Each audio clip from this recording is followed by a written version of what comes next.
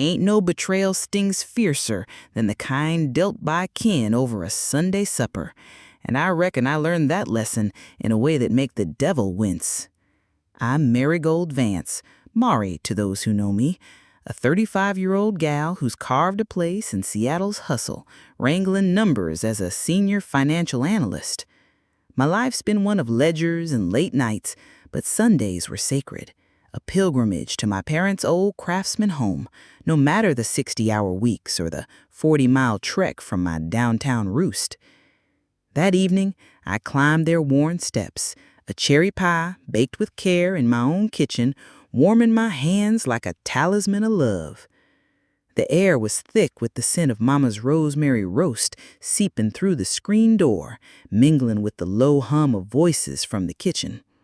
I'd always thought those dinners knit us tight, a family bound by laughter and shared plates, but fate had a lesson to teach me. I raised my fist to knock, but my name, spoken in Papa's gruff timbre, stopped me cold as a winter wind. "Mari won't fuss," he said, clear as a bell. Her heart softer than her purse. My hand froze, the pie dish near slipping, as Mama's voice, taut with fret, cut in. "But $500,000? That's a mountain, Henry. How'd Lucas even—" "Don't matter," my brother Lucas snapped, his tone sharp enough to cut glass. "I need to settle before the law comes for me. You swore you'd help." Papa's reply was steady as stone. "Your sister's high up at that firm, pulling $180,000 a year, bonuses and all. She'll cover it." Mama's words twisted like a blade. "We'll say it's my heart.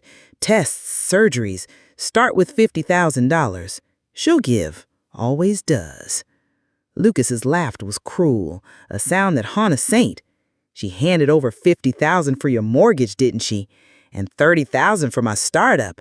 Skipped her own dreams. Too soft for her own good." My knees buckled, but I caught myself, silent as a shadow against the doorframe. My kin, the folks I'd loved fierce, were weaving a net to trap me, plotting to siphon $500,000 to bury Lucas's embezzlement, a crime that land him in chains if the truth broke free. The pie grew heavy, a relic of a love now poisoned by their greed. I backed away, trembling, and fled to my car, the pie cold on my lap as I sat, grappling with the truth. My family saw me as a vault to crack, not a daughter to cherish. Stick around, friends, for this tale's got storms yet to break. Hit that subscribe button to catch the next chapter on this old storyteller's YouTube channel. The Seattle night wrapped me in its damp embrace as I drove from my parents' house, the cherry pie a cold, mocking weight on the passenger seat. My mind was a whirl, replaying the kitchen conspiracy I'd overheard, each word a fresh barb in my soul. The city's lights blurred through a haze of hurt, and I reckon I'd never seen 'em the same again. Papa had laid out their scheme with the calm of a man planning a barn raising. They'd start with Mama's heart, a lie of doctor's visits and looming surgeries, priced at $50,000 to tug at my loyalties. Then they'd spin a yarn about Papa's hardware store, debts from a failed expansion. $100,000, they figured, would seem a fair ask for a daughter who'd never said no. Lucas, my brother, had egged them on, his voice thick with a smugness that set my teeth to grinding. He'd reminded them of the $50,000 I'd given when their mortgage threatened to crush them, and the $30,000 I'd scraped for his startup, a venture that sank under his reckless gambles.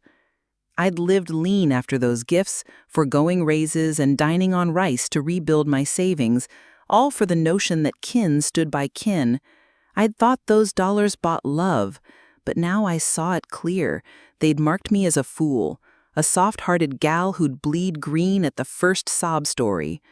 Lucas had mocked my downtown apartment, a home I'd earned through nights bent over ledgers. "What's she spending on anyway?" he'd sneered, as if my life were a ledger to be looted. Mama's betrayal cut deepest, her readiness to play the frail mother, to wield tears like a lash. She'd been my haven, the one I'd trusted with every joy and sorrow, her arms a refuge from the world's storms. Now she'd turn those bonds into shackles, all to shield Lucas from the law's wrath over money he'd embezzled from his own company. $500,000 they needed to keep him from a cell, and they'd fix their sights on me to pay it. My hands tightened on the wheel, the road a dark ribbon through my anger. I'd been their crutch too long, but no more. That night, in my apartment's quiet, I sat at my desk, the computer's glow my only light. I moved every dollar, savings, investments, the lot, into accounts they'd never find. Fraud alerts went up, passwords changed, my finances locked tighter than a banker's vault. My phone buzzed, Mama's name, then Papa's, then Lucas's, each call a plea I let drown in voicemail. They'd sense my defiance soon, but I wasn't ready to face their guile. Come morning, I'd seek Diane, my mentor at the firm, a woman whose sharp eyes could read a soul like a balance sheet. I needed her wisdom, not for numbers, but for the war I'd wage against the folks who'd raised me. The road ahead was shadowed, but I'd walk it with eyes wide, no longer the fool they'd banked on, my heart steeled for the fight to claim my own life. The Seattle dawn broke gray, a mirror to the storm in my chest as I sat in my apartment, the cherry pie a sad relic on my counter, its sweetness now a bitter jest. My mind was a tempest, memories swirling like leaves in a gale, each one a blade cutting through the fog of my family's betrayal. I'd thought I knew them, but I'd been blind as a mole in daylight. I'd given them more than money, pieces of my very soul. That $50,000 for their mortgage in 18 cost me a promotion to Chicago, a chance to climb higher at the firm. I'd stayed put, believing family was my anchor, my duty. The $30,000 for Lucas's startup in 21 meant scrapping a summer in Italy, a dream I'd nursed since college, sketched in notebooks now gathering dust. I'd lived on beans and rice for months to recover, all while Lucas squandered my faith on shady deals that crumbled like sandcastles. Every gift I'd offered with a heart full of love, thinking kin was a bond you paid with sacrifice. Now I saw it plain. They'd rigged the game, tallying my devotion as their due, my love a currency to spend. Lucas's laugh from that kitchen, cold and mocking, branded me a fool who'd never wise up. Mama's voice, plotting to fake a heart ailment, cut deeper than any knife. She'd been my rock, the one I'd run to with every triumph and tear, her laughter a balm for life's bruises.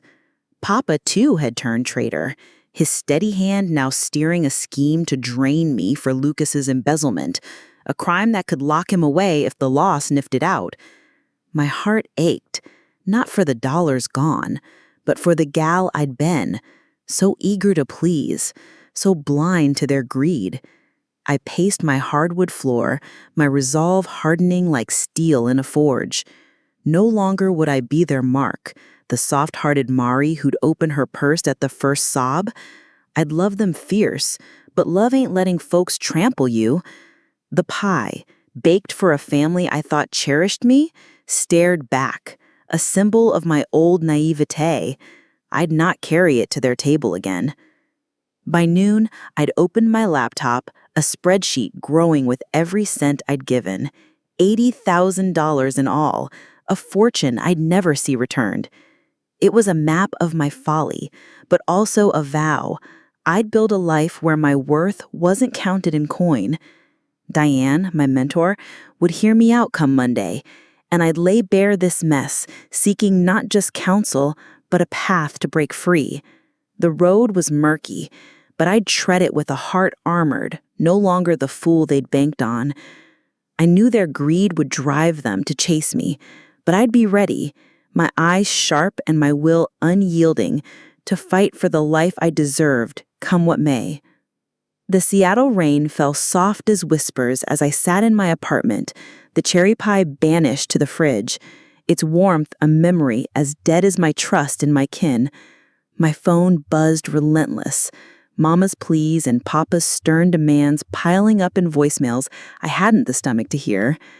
I'd sent a text that night claiming a work crisis, an audit gone haywire, to dodge their dinner and the lies they'd woven. The excuse was a shield, thin, but enough to buy me time to gather my wits. By morning, I'd set to fortifying my finances like a captain bracing for battle. Every dollar I'd saved, savings, stocks, even the small inheritance from Grandma's estate, found a new home and accounts my family couldn't sniff out. I rang the bank, setting fraud alerts tight as a drum, changed every password, and locked my accounts with codes that stump a safecracker. Lucas, with his silver tongue, wouldn't charm a dime from me now, nor would Mama's crocodile tears. My laptop glowed with the proof of my defiance. Each click a step toward a life unyoked from their greed, my heart pounding with a mix of fear and fire.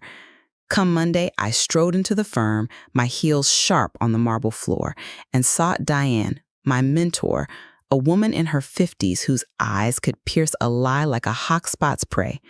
Her office, all glass and steel, was a sanctuary as I shut the door. I spilled the tale, not the ledgers I balanced for clients, but the betrayal I'd overheard, the $500,000 they meant to siphon for Lucas's embezzlement. Diane listened, her face darkening with each detail, her silence a weight that held my words safe. Her counsel was blunt as a hammer. First, I needed a lawyer, not for guilt, but to armor me against whatever my kin might sling next. Second, I was to document every dime I'd given, every call, every text, a paper trail to shame their schemes.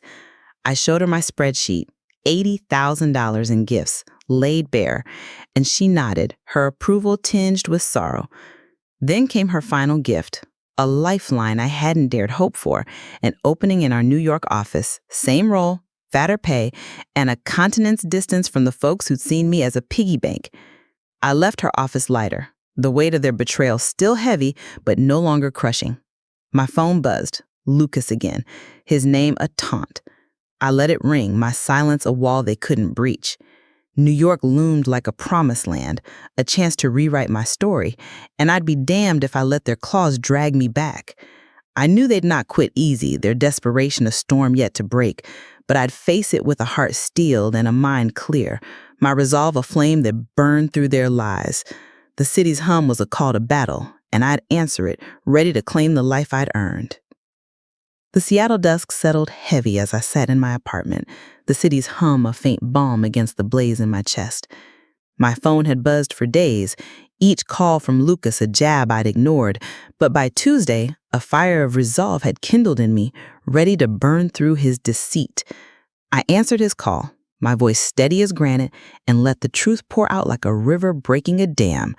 I laid bare his scheme, the $500,000 he aimed to wring from me to bury his embezzlement, a crime that had the law snapping at his heels. I spoke of Mama's planned tears, Papa's cold calculations, their plot to paint me as a fool who'd pay for their sins. Lucas faltered, his slick words crumbling like stale bread, claiming I'd misheard, that it was all a misunderstanding. But I was no longer the Mari he had mocked in that kitchen, the gal he'd laughed at for her soft heart. I told him I'd recorded his voicemails, every desperate plea, and could send them to his business partners, men who'd not abide a thief in their ranks. His silence was a victory, but he rallied, his tone turning oily, insisting family stood together, that I could spare the money, that his ruin would taint us all. I laughed, sharp and bitter, and told him he'd woven his own noose with his greed. I'd given $50,000 for their mortgage, $30,000 for his failed venture, each dollar a dream I'd let die. Promotions skipped, travels canceled, years of my life spent on their wants. No more. I warned him to keep his distance, or those recordings would reach folks who'd make his troubles worse, their wrath a storm he'd not outrun. I hung up, my hands trembling but my heart firm, the fire in me burning brighter than ever. Lucas's guile had failed. He'd not bend me this time. My spreadsheet, now a ledger of their betrayal, grew with every text he sent, begging, then threatening, then begging again. I archived them, each one a brick in the wall I built between me and the family I'd once loved blind. The New York offer from Diane glowed in my mind, a path to a life where my worth wasn't tallied in dollars. But I knew Lucas wouldn't quit easy, nor would Mama and Papa, their desperation a tide I'd have to outrun. My lawyer's number was close, my recordings ready, my resolve unshaken. I'd given years to their needs, but now I'd claim my own.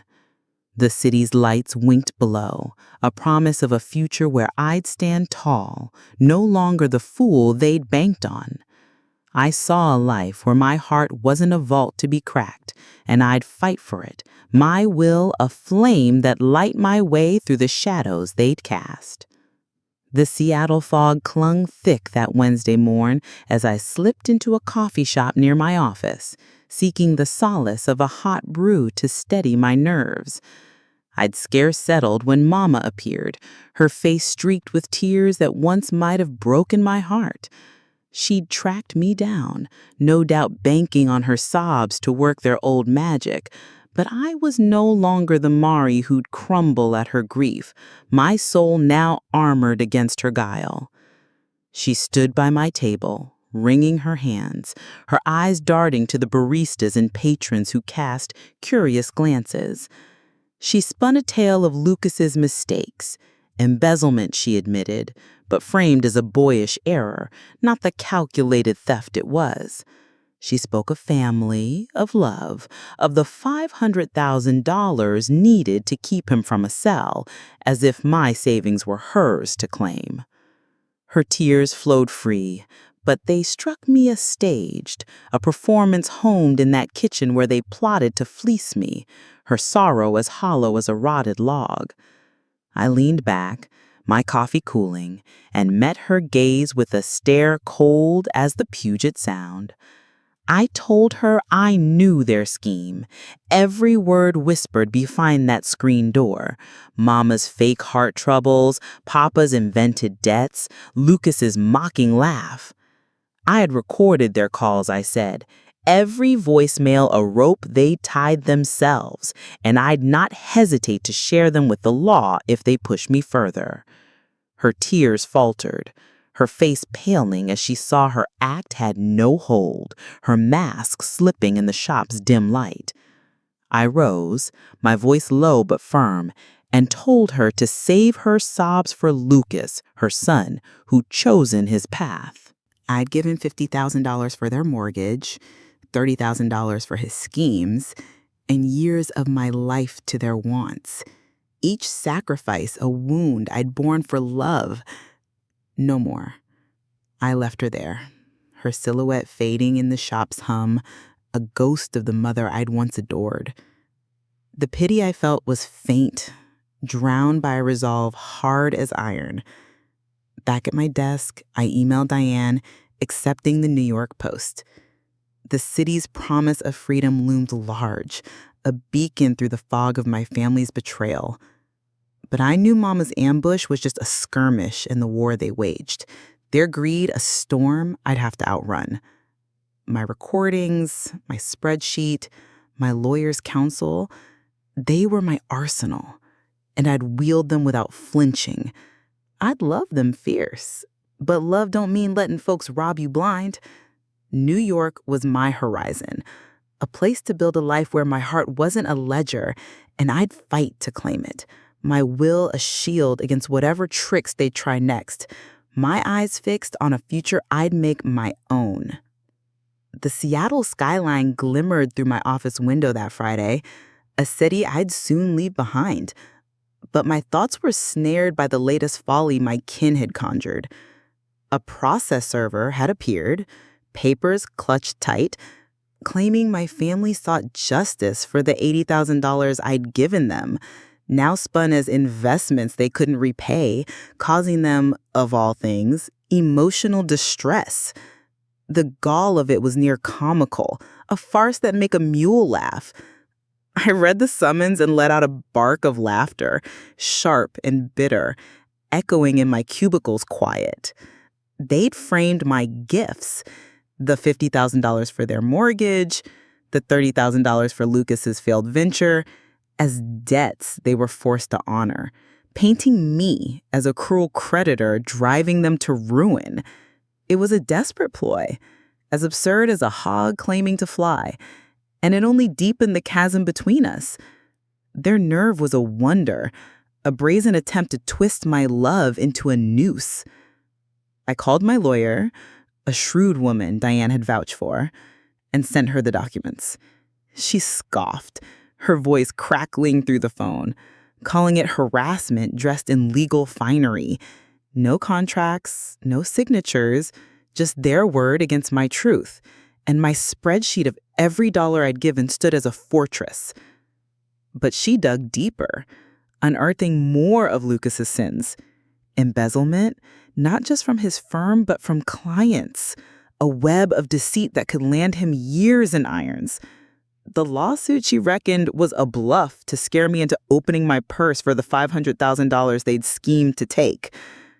I leaned back, the weight of their audacity settling like dust.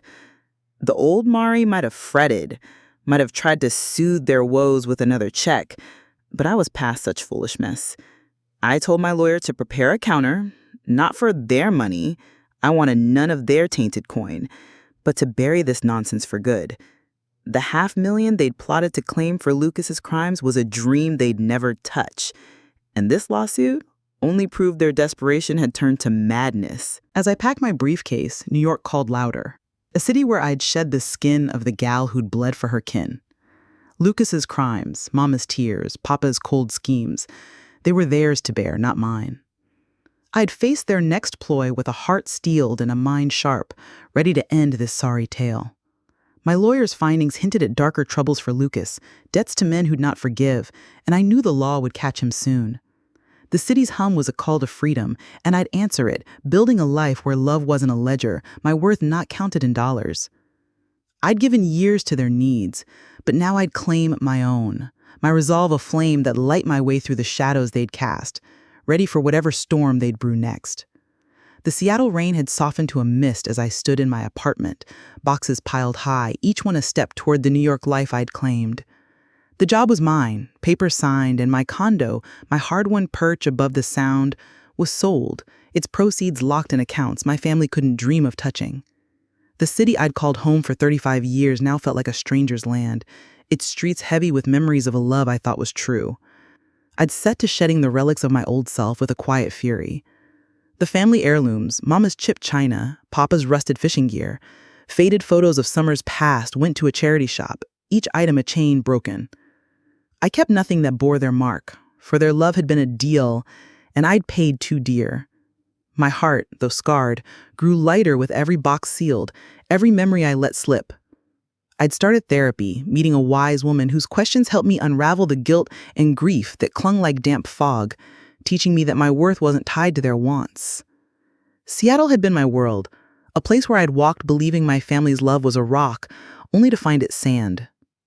The $50,000 for their mortgage, the $30,000 for Lucas's schemes, the years I'd put their needs above mine, they were debts to a lie. New York promised a slate clean of their shadows, a place to paint a life on my terms. My lawyer had swatted down their lawsuit, that laughable claim of distress, and uncovered more of Lucas's crimes, debts to men who'd not forgive as I once did, their wrath a storm he'd face alone. I paused by my window, the city's lights twinkling like stars. The Mari who'd carried a cherry pie to her parents' door was gone, replaced by a woman who knew her worth wasn't in her wallet. Therapy taught me to trust myself, to see that love demanded respect, not sacrifice. I'd board a plane soon, my boxes shipped ahead, leaving behind the weight of a family that seen me as a means, not an end. I knew my kin, desperate as cornered beasts, might yet try one last trick. Lucas's embezzlement, now spilling into the open, would bring the law down hard, but I'd not be dragged into his ruin. My recordings, my ledger, my lawyer's counsel, they were my shield, and I'd wield them to keep my freedom. New York was my horizon, a city of strangers who'd ask no more than I chose to give. And I'd build a life there, strong and unbowed. The city's hum was a call to a future I'd shape, my resolve a flame that had burned through the shadows they'd cast, ready for whatever storm they'd brew before I slipped their grasp for good. The Seattle twilight draped my near-empty apartment in shadow, the last of my boxes stacked by the door, awaiting movers who'd carry them to New York. My laptop chimed, a lone email from Lucas, its subject a desperate plea. "Mari, please read this." I stared, my finger poised over the delete key, knowing his words would be another snare to drag me back. I erased it unread, the act as final as a locked gate, my heart steady against his guile. I turned to the kitchen, where the cherry pie dish sat, the one I'd carried that Sunday, its glaze cracked from years of use. It was a relic of the gal I'd been, who'd baked with love for folks who saw only her savings. I lifted it, heavy with memory, and let it crash into the trash bin. The shatter of ceramic, a hymn of my freedom. The sound rang in the bare room, a vow that I'd not carry their burden no more, my soul lighter for it. That night I sat with my journal, a habit born in therapy, and let my thoughts spill like water from a spring. Family, I wrote, ain't blood but choice. Folks who see you true and love without a price. I'd given $50,000 for a mortgage that wasn't mine, $30,000 for Lucas's dreams that turned to ash, and years of my heart to a lie. The $50,000 they'd schemed for his embezzlement was a ghost I'd banished, and their lawsuit, that absurd grab for more, lay dead in my lawyer's hands. Lucas's crimes, now leaking to the law, were his to face, not mine to mend. I closed the journal, my heart steady as the city hummed below. New York waited, a city of strangers who'd owe me nothing and ask only what I chose to give. The Mari who trusted too easy was gone, her place taken by a woman who knew the world wasn't kind but could be shaped by a will of iron. I'd bake pies again for myself and those who'd earned my trust and leave the shards of that old dish behind. My phone stayed silent, my family's pleas finally stilled, but I kept my guard high, knowing their kind never quit easy. The movers would come at dawn, and I'd step into a life I'd claim as my own. Therapy had taught me my worth, and New York would be where I proved it, building a world where love wasn't a ledger and my heart wasn't a vault to be cracked. I saw a future where I'd stand tall, my resolve a flame that'd light my way. I'd given years to their needs, but now I'd claim my own, ready for whatever final trick they try, my eyes fixed on a life I'd make strong and free. The New York dawn painted my new apartment in shades of gold, a far cry from the Seattle fog I had left behind, and I stood by my window, the city's pulse a quiet hum beneath my feet.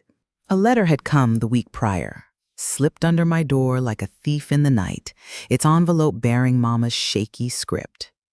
I'd let it sit unopened for days, its presence a weight I wasn't ready to lift. When I finally tore it open, her words spilled out, half an apology, half a plea, admitting shame for their scheme to fleece me for Lucas's sins, but still clinging to the notion that family justified their greed. She spoke of love, of regret, but her words rang hollow, a tune I'd heard too often to believe. I set the letter aside, my heart unmoved, and penned no reply.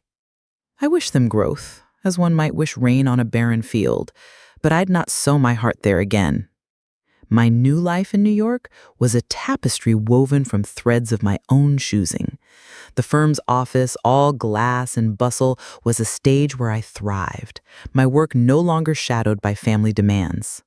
Colleagues became kin, folks like Clara, who shared her coffee and her laughter, and Tom, whose quiet nods spoke louder than words. They asked nothing of my purse, only my presence, and in their company, I learned to trust again, slow and careful, like a bird testing a new branch. Sundays, once heavy with obligation, were now mine. I'd bake pies, cherry, like the one I'd carried to my ruin, and eat them alone or with friends, each bite a reclaiming of the love I'd once poured into faithless hands. Word came through my lawyer that Lucas had been sentenced. 2 years in a federal cage for his embezzlement. His empire of lies crumbled to dust. Mama and Papa had sold their craftsman to pay his debts, fleeing to a cramped rental in Oregon, their pride as broken as their bank. I felt no joy in their fall, nor sorrow, only a quiet nothing, as if they were strangers from a tale I'd read long ago. The $80,000 I'd given, the $50,000 for their mortgage, the $30,000 for Lucas's schemes, was a ghost I'd laid to rest, no longer haunting my days. Therapy had taught me to see my worth, a lesson hard won through tears and time. I once thought family was blood, a tie that bound no matter the cost. But I knew now it was choice, folks who saw you clear and loved you without a ledger. New York was my proving ground, a city where I built a life unburdened by greed. I walked its streets, my steps sure, my heart no longer a vault to be cracked. The Mary who carried a pie to her parents' door was gone, her place taken by a woman who knew the world's sharp edges, but shaped them with a will of iron. I stood by my window, the city waking below, and felt a peace I've not known in Seattle. I'd bake another pie come Sunday, for myself or for Clara's laughter, and live a life where love was given, not taken. If this tale stirred your heart, friends, give it a like, share it with kin who know the sting of betrayal, and hit that subscribe button to catch more stories on this Old Storytellers YouTube channel.